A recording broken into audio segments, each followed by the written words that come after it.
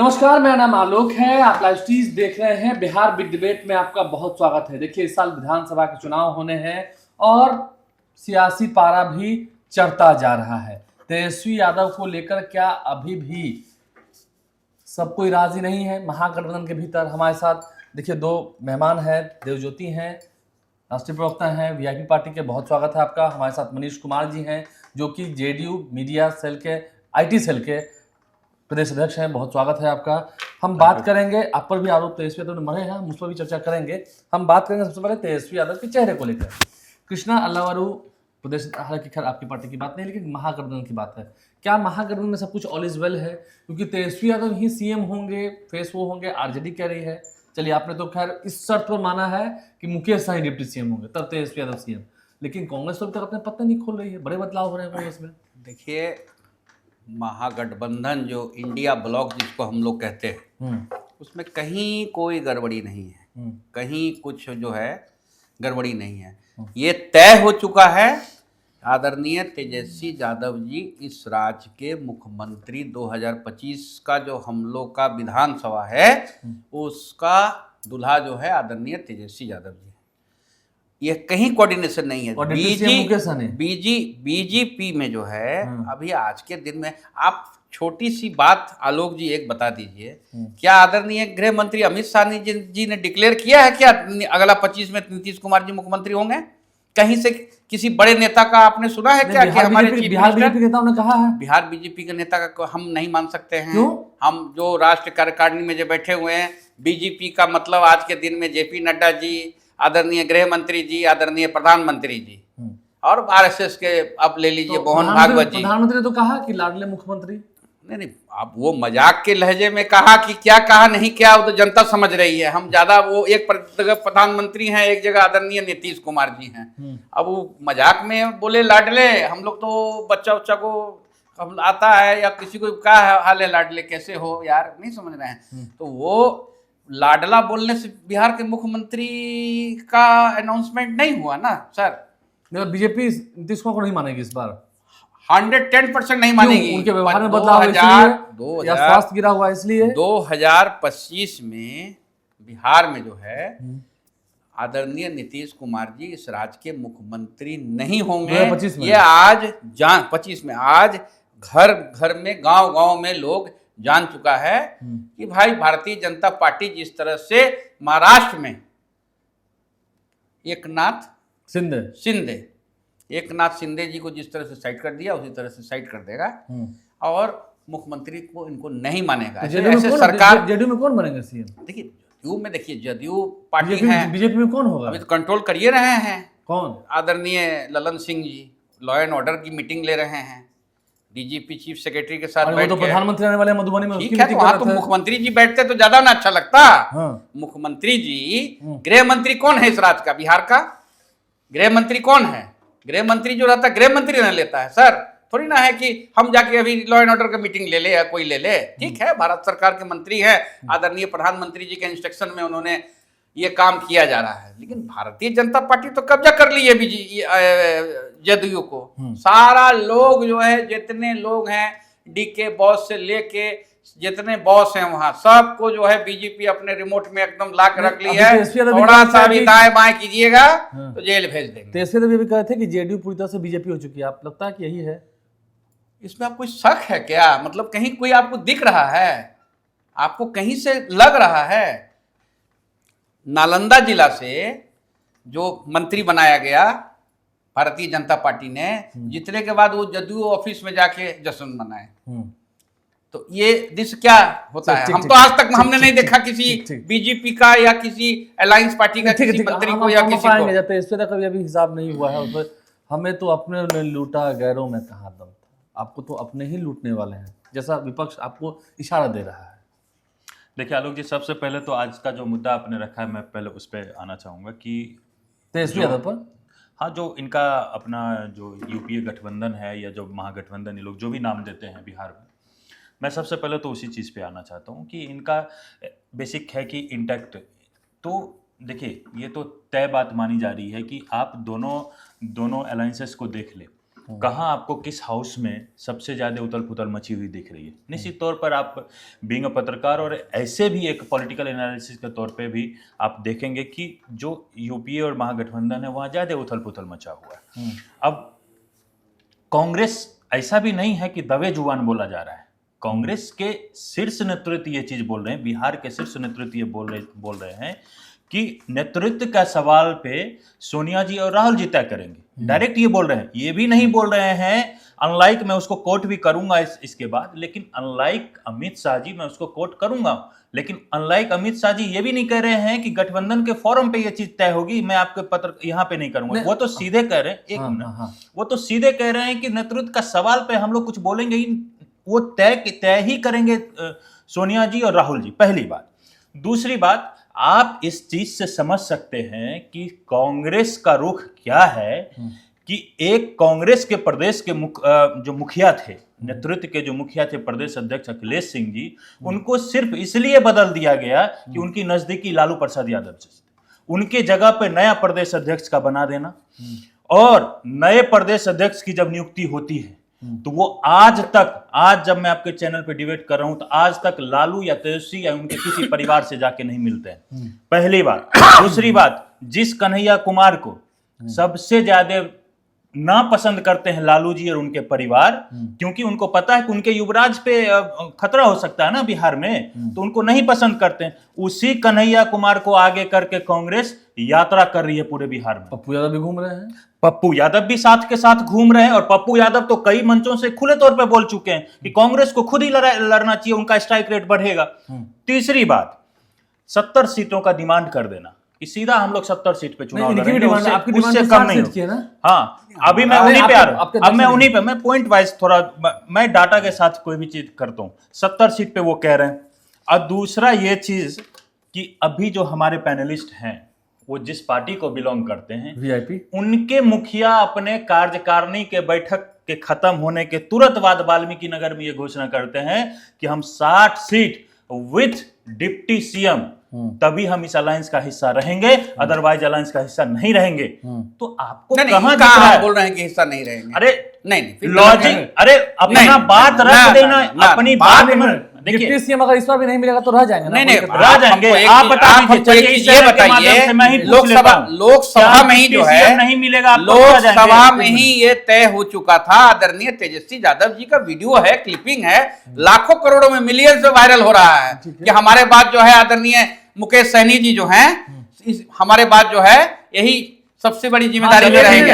चलिए, एक मिनट, अगर नहीं देने का बात कहां से आ रहा है? चलिए ठीक है, आप जो नहीं देने का बात नहीं आ रहा, लाइव नहीं देने का बात है, वो थोड़ी ना बीजेपी डिसाइड करेगा कि डिप्टी सीएम कौन बनेगा इंडिया गठबंधन का। मैं आपको धन्यवाद देता हूं कि आपने ये चीज क्लियर किया। मैं आपको धन्यवाद देता हूं ये चीज क्लियर कर, लाइव सिटीज के माध्यम से मुझे लगता है कि ये तो मुझे बिहार का सबसे बड़ा चैनल है, इस चैनल को कांग्रेस के लोग भी देख रहे होंगे, और आप लोग एकदम निश्चिंत हो जाइए कि ना ही 70 सीट और ना ही बिहार के अंदर आपको कोई डिप्टी सीएम मिलने वाला है। अरे वो आप डिसाइड करने वाले कौन है? पहले ही तय हो चुका। अभी आपने बोला, अभी आपने बोला, ये ऑफिशियल स्टेटमेंट है। को मिलेगा, डिप्टी सीएम मिलेगा, तो मिलेगा तो फिर मैं ही बोल रहा हूं, वो तो मैं ही बोल रहा हूं, आप ही कांग्रेस को बोल रहे हो। मैं तो वही कह रहा हूं कि कांग्रेस को काफी ध्यान दें, आप कांग्रेस को बोलते रहिए, कांग्रेस पार्टी थोड़ी ना भारतीय जनता पार्टी के कहने पे डिसाइड करेगी। मैं तो आपकी बात कर रहा हूं, वो आपकी बात करके कांग्रेस सुझाव दे रहा है। मैं आगाह करना चाहता हूं, मुझे सर खत्म करने दीजिए, मैं आगाह करना चाहता हूं कांग्रेस के साथियों को, लाइव सिटीज अगर आप निश्चित तौर पर देख रहे होंगे, आगाह करने से थोड़ी ना लोकसभा में ही ये बात तय हो चुकी है कि डिप्टी सीएम होंगे मुकेश सहनी जी और सीएम होंगे तेजस्वी जी। ये इन लोगों की बात है, आप माने या ना माने। चलिए अब आता हूं मैं, पहले आप ये बताइए ना, आपके भी अमित शाह ने तो कहा था, ठीक है टीवी चैनल पर कहा था, आप वहां फिर आगे बात कीजिए, अभी तक उन्होंने कहीं भी किसी दूसरे प्लेटफॉर्म पर कहा है?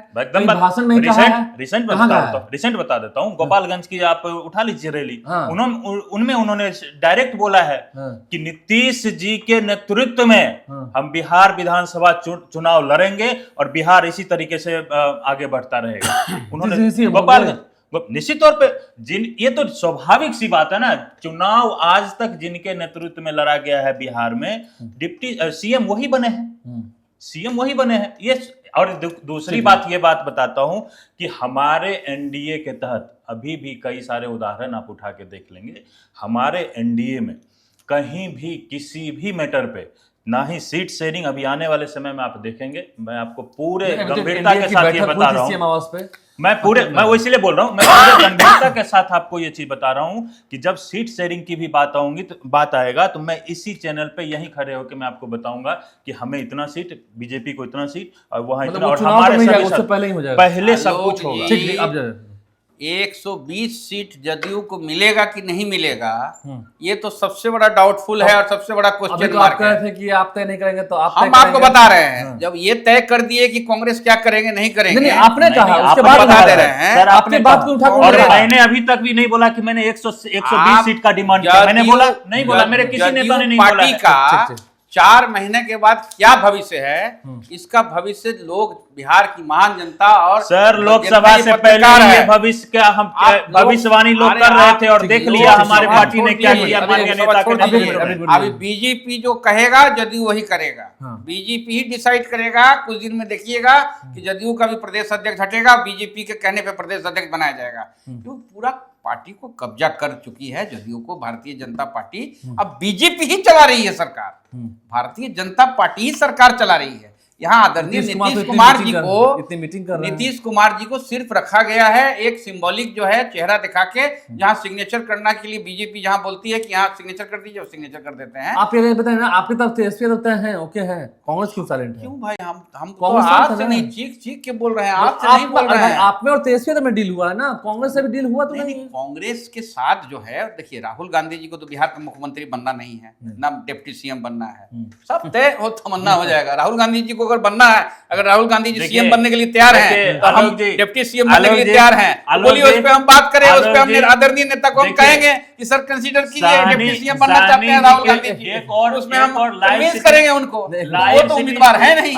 लाइव सिटीज पे एक और खुलासा इन्होंने कर दिया कि कांग्रेस के भी परिवारवाद, इसीलिए हम लोग थोड़े बोलते हैं, इनके मुंह से सुन लिया अभी आप लोगों ने कि अगर डिप्टी भी बनना होगा तो कांग्रेस के किसी परिवार को ही बनना पड़ेगा, तभी डिप्टी देंगे, नहीं तो नहीं देंगे। अभी तो आपने ही बोला है, डिप्टी मत आइए, चलिए वो तो कांग्रेस तो परिवार आप एकदम निश्चित रहिए और भारतीय जनता पार्टी ये चाहते हैं कांग्रेस ही नहीं है, कोई कंफ्यूजन नहीं है, बिहार प्रदेश के कांग्रेस में कोई नेता नहीं है। आपको लगता है एकदम क्लियर, आप भी कह रहे हैं कि नीतीश कुमार को इस बार सीएम नहीं बनने देगी बीजेपी, तो करेंगे नेतृत्व में लड़ेंगे, अमित शाह ने कहा भी नहीं बनने देगी। वो अमित शाह जी तो दरवाजा भी बंद किए थे जब एंट्री किए अमित शाह जी। इससे पहले कहाँ पे कार्यक्रम था याद नहीं आ रहा है, मोतिहारी में या कहीं औरंगाबाद में, वहां पे आदरणीय अमित शाह जी ने कहा कि नीतीश कुमार जी के लिए दरवाजा जो है बंद हो चुका है, और अचानक देखिए कि 1.5 महीना के बाद जो है बड़ा दरवाजा खोल दिया, इतना बड़ा दरवाजा गठबंधन के सर्वमान नेता लालू जी ने भी कई बार एक दरवाजा आपने कई बार बोला है, और अभी तुरंत लालू जी का स्टेटमेंट उठा के देख लीजिए, कुछ ही महीनों पहले की बात कि वो आए तो उनका स्वागत है, जिसके बीच में उनके परिवार में ही कला हो गया। एक बार जान लीजिए, ये बताइए जो आदरणीय नीतीश कुमार जी का सेक्युलर चेहरा में जो छवि था, आज वो छवि है? क्यों? आज वक्त बिल आज जो आया है उसमें एक चूक तक उन्होंने नहीं किया। आज नीतीश कुमार जी चाहते इस वक्त बिल को रोका जा सकता था, हमको बोलने दीजिए। आज ये बिल को अगर नीतीश कुमार जी चाहते तो ये जो बिल आया अभी, जो मुसलमानों का, अल्पसंख्यकों मुसलमान भाइयों का खिलाफ में जो आया अभी, जो बिल आया, देश को बंटवारा करने वाला जो बिल आया और मुसलमान भाइयों लोग को जो है हक छीना गया, उसमें अगर नीतीश कुमार जी अगर चाहते तो इस बिल को रोक सकते थे। क्यों नहीं रोका? बीजेपी की लाइन पे चले गए। उनको पता है कि जैसे वो रोकने जाएंगे, मेरा जो 12 गो एमपी है तुरंत टाइम बोल जाएगा, इनको बीजेपी साइड कर देगा। मैं इस पे पूरा समय चाहूंगा, साइड कर देगा। मतलब आपको मान रहे हैं कि उनको, मतलब उनका खेल खत्म करने के चक्कर में ही बीजेपी नहीं, नीतीश कुमार कैसा खेल उनका खत्म कर दिया, नीतीश कुमार को कैसे हटा दे? अरे अभी बस चलेगा भी है, खाली चेहरा दिखा के किसी तरह से। देखिए भारतीय जनता पार्टी जो है एक झूठ बोलने वाली या देश में गुमराह करने वाली और एक धर्म के नाम से राजनीति करने वाली पार्टी है। ये हर एक लोग जानता है। एक मिनट बता रहे हैं, नीतीश कुमार जी जो सेक्युलरिज्म में विश्वास करते थे, आदरणीय प्रधानमंत्री जी का जिस समय कैंपेनिंग चल रहा था नरेंद्र मोदी जी का, उसमें उनको टोपी पहनाने के लिए गए थे। आदरणीय प्रधानमंत्री जी ने टोपी नहीं पहना था। और फिर नीचे मंच से उतर के आदरणीय नीतीश कुमार जी का क्लिपिंग है, इस देश में अगर रहना है तो टीका भी लगाना पड़ेगा और टोपी भी पहनना पड़ेगा। आज वही नीतीश कुमार जी इस बिल पे जो है एकदम साइलेंट हो गए, चुप हो गए। इसे खामियाजा भुगतना पड़ेगा ना। सोचिए कि उनके घर में इफ्तारी पार्टी, इफ्तार में किस तरह से लोगों को लाया गया लाद लाद के। आप भी तो रिपोर्टिंग करिए रहे थे, देखिए रहे थे। हमने आज तक किसी आजादी के बाद मुख्यमंत्री निवास में इस तरह का इफ्तारी जो है, इफ्तार जो था, और रोजा खोलने वाले जो मुसलमान भाई जो रोजा खोलते हैं जाके पूरा व्रत रखने के बाद, हमने आज तक नहीं देखा था। सोचिए कि जितने पत्रकार थे सबका मोबाइल कैमरा सब रखवा दिया गया, वो कमरा में बंद कर दिया गया। क्या हो रहा है भाई? लोकतंत्र का चौथा स्तंभ है, उसको आप रोक दे रहे हैं, वीडियो फुटेज लेने नहीं दे रहे हैं। ये क्या हो रहा है? मतलब किसके कहने पे हो रहा है? सब बीजेपी के कहने पे हो रहा है कि अंदर जो है बीजेपी जब चाहेगी तब हटा देगी। इस पे सोचने वाला बात है। ये वक्त बिल में ही कल ही का घटना है। मुसलमानों को गुस्सा झेलना पड़ेगा ना, जो वोटिंग हुआ, मुसलमानों को गुस्सा झेलना पड़ेगा इस बार चुनाव में। सर हम आपको जो कह रहे हैं, जो धर्म के नाम से जो राजनीति है, ये राजनीति जो है आज भारतीय जनता पार्टी ने नीतीश कुमार जी को सरेंडर बोलवा दिया और वक्त बिल को पास करवा दिया। और दुखद बात यह है कि नीतीश कुमार जी जैसा सेक्युलर चेहरा जो आज बिहार और पूरा देश कहता था, जो प्रधानमंत्री का उम्मीदवार था बिहार का, वो आदमी जो है चूं तक नहीं किया। तो मुसलमानों को गुस्सा झेलना। हाँ, मैं आपको समझ रहा हूँ, बोलिए। नहीं, बिल्कुल मुझे समय चाहिए और मैं अपने पैनलिस्ट से भी चाहूंगा कि मैंने आपको इंटरप्ट नहीं किया, क्योंकि बहुत संवेदनशील विषय आप इन्होंने उठाया। हालांकि आज का मुद्दा ये नहीं है, लेकिन वक्त की बात आई है तो मैं उस पर जरूर अपनी क्यों चुप हो गए सेकुलर नीतीश कुमार? मैं बिल्कुल बताना चाहूंगा। सबसे पहली बात बता देता हूँ कि आदरणीय नेता, माननीय नेता नीतीश कुमार के नेतृत्व में और उनके रहते बिहार के किसी वर्गों को, किसी धर्मों को उनके हित की सोचने की जरूरत नहीं है। उनके हित की हमारे नेता हमेशा सोचते हैं। वो ठीक है, सब सही बात है। मैं आप लोगों ने वक्त बिल का समर्थन किया नहीं किया? समर्थन किया, मैं ये है नहीं, अरे आने दीजिए ना मुझे। समर्थन किया और सीना ठोक के किया। और मैं फिर से बोलता हूँ, कल तो हमारे आदरणीय नेता और अभिभावक ललन बाबू ने बताया, और राज्यसभा में आज आप फिर हमारे पार्टी का स्टैंड अप सुनेंगे। हमारे नेता संजय कुमार झा निश्चित उस पे अपनी बात रखेंगे। और मैं कहता हूं, मैंने बिल का समर्थन अपनी पार्टी का किया, अपनी पार्टी की तरफ से। बिल में जो जरूरत हमारे पास जब जेपीसी में गई, बिल जब भेजा गया जेपीसी में, हमारे नेता के कहने पे भेजा गया। हमारे नेता ने बोला कि उसको जेपीसी में जाके उसको बिल को देखने। मैंने सर इंटरप्ट नहीं किया आपको, मैंने आपको इंटरप्ट नहीं किया सर, मुझे बोलने दीजिए। जब जेपीसी में गई, हमारे नेता के कहने पे गई। हमारे नेता ने भी मंगवाया कि मुस्लिम के कई सारे जो शरीयत वाले जो हमारे संगठन थे, उनसे मंगवाया गया कि आपको इसमें क्या क्या लगता है कि जो चीज नहीं होनी चाहिए आप हमें लिख के दीजिए। हमारे नेता उनके डेलीगेट से मिले और जो भी उसमें आया वो हम लोग अपने नेता के थ्रू, अपने संसदीय दल का जो हमारा जो सदस्य हमारे उसमें थे जेपीसी में, दिलेश्वर कामत जी, उनके थ्रू हमने जेपीसी में दिया। और मैं बता देता हूं, हमारे नेता के इंटरप्शन के बाद उसमें कई सारी जरूरी बदलाव हुई। फिर जाके जेपीसी आई, मैं बता देता हूं, मैं जेपीसी आई। और कल जब जेपीसी, हमारे नेता और हमारी पार्टी जब संतुष्ट हुई कि इस बिल के अमेंडमेंट के आने से मुस्लिम भाइयों के जो नीचे तबके पर रहते हैं, पसमानदा मुस्लिम हैं, दलित मुस्लिम है, गरीब मुस्लिम है, उनके ऊपर कोई प्रभाव नहीं। उनके जो वक्फ क्या है, आप पहले समझने की जरूरत है। इन्होंने वक्त पढ़ा भी नहीं होगा, वक्त के अमेंडमेंट को भी नहीं पढ़ा होगा। मैं संपत्ति प्रदान करते हैं अल्लाह के नाम पर। वक्त क्या है? वक्त ये है कि अभी तक उसका जो राइट्स था, उनके राइट्स को अगर आप देखेंगे तो आपको हैरत होगा। राइट्स ये था कि अगर इस लाइव सिटीज पे आके आपने अल्लाह के संबंधित, मुस्लिम के भाइयों के संबंधित कोई काम कर दिए तो वक्त उसको अपनी जमीन बना लेगा और आप कहीं पे नहीं जा सकते। किसी को नहीं बोल सकते कि हमारी जमीन हड़प लेगी। यानी कि आज तक कुछ ऐसा संगठन जो मुस्लिम संगठन है वो ऐसा काम कर रहे थे। मैं वही कह रहा हूं, कर रहे थे ना, वही कह रहा हूं। मैं ये कह रहा हूं कि वक्त हमेशा, वक्त में ये प्रावधान था कि आप, वो डीएम को आदेश कर सकता था कि आप इनकी जमीन जहां पे हड़पी गई है वो जमीन आप बोले कि खाली करें। डीएम उनके अंदर हुआ करता था। वक्त में क्या चेंजेस हुआ है? हम लोग वक्त में कोई चेंजेस किए ही नहीं। वक्त को मॉनिटर करने वाली जो परिषद बनी है, केंद्रीय वक्फ परिषद जो हम लोग बोलते हैं, उसमें चेंजेस किए गए हैं।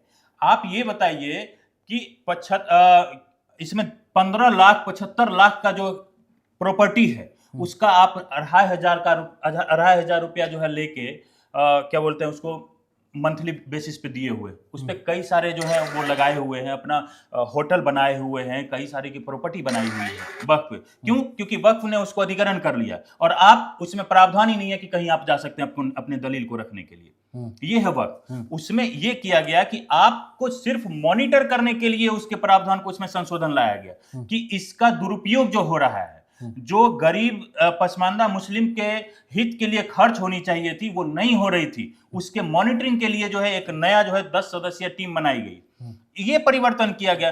वक्फ में कई सारे ये लोग भ्रम फैलाने की कोशिश करते हैं कि वक्फ में नॉन मुस्लिम नहीं। कल अमित शाह जी ने कहा कि वक्फ में नॉन मुस्लिम का एग्जिस्टेंस है ही नहीं।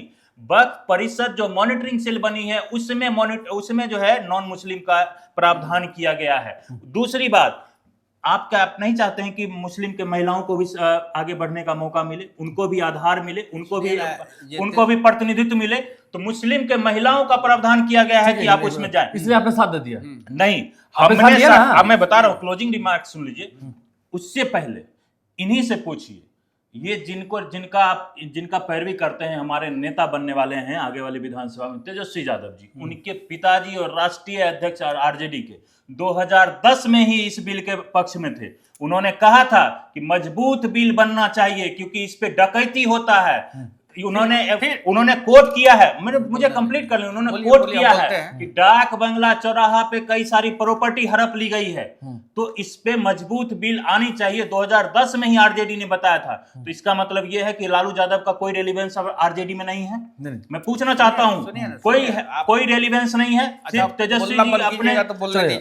तेजस्वी जी मुस्लिम वोट के लिए अपना पिताजी के स्टेटमेंट को बदल रहे हैं। लास्ट में क्लोजिंग रिमार्क्स में इतना ही देना चाहता हूं, आपने वक्फ का समर्थन इस चैनल के माध्यम से हमने समर्थन वक्फ बोर्ड पे किया है, और वो वक्फ बोर्ड का जो भी अमेंडमेंट आया है, वो जो परिषद का गठन हुआ, उसमें जो भी चेंजेस आए हैं, उस चेंजेस से मुस्लिम समाज के किसी भी हितों का, किसी भी तरह के चीजों का अनाधिकार नहीं हो रहा है। उस पे हम लोग कोई भी तरह का आपत्ति नहीं होनी चाहिए। इमारते सरिया जो है उससे बड़ा कोई नहीं ना है। मुस्लिम संगठन इमारत से सरिया, तो ये चीज वहाँ को माइक लगा लीजिए, फुलवारी में भी लगा लीजिए, वो दिल्ली में भी है, लगा लीजिए। अब बोलते रहिए, वहाँ लोग को समझाते रहिए। हो सकता है कि अल्पसंख्यक भाई जो है, आपका बतवा जो है, जो हमको आप समझाना, हम नहीं समझे हैं भाई आपका बात, वो लोग समझ जाए और जो है आप नहीं, आप इसलिए नहीं समझे क्योंकि आप पढ़े ही नहीं। दूसरी चीज है,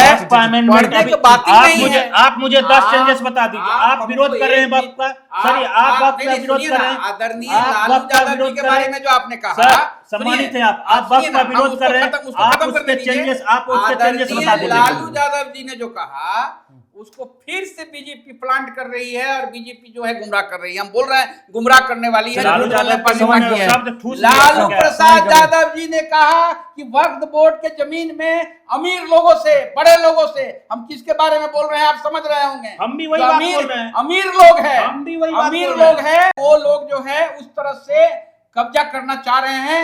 इसका ऐसा कानून बनना चाहिए कि अमीर लोग जो है, अमीर लोग हम किसको बोल रहे हैं आलोक जी, आप भी समझ रहे हैं। आप अमीर लोग का बड़ी सुनिए ना, बड़ी अमीर, देखिए अमीर और गरीब की लड़ाई है। गरीबों का मसला आदरणीय लालू यादव जी हैं।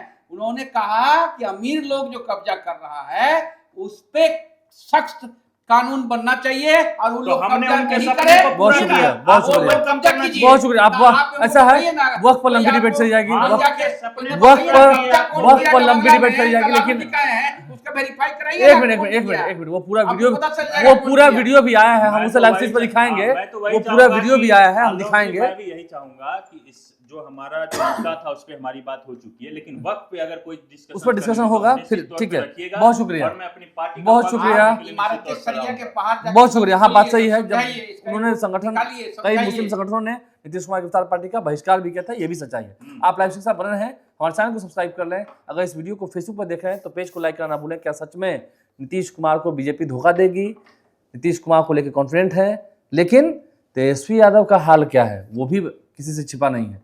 धन्यवाद। बहुत बहुत धन्यवाद।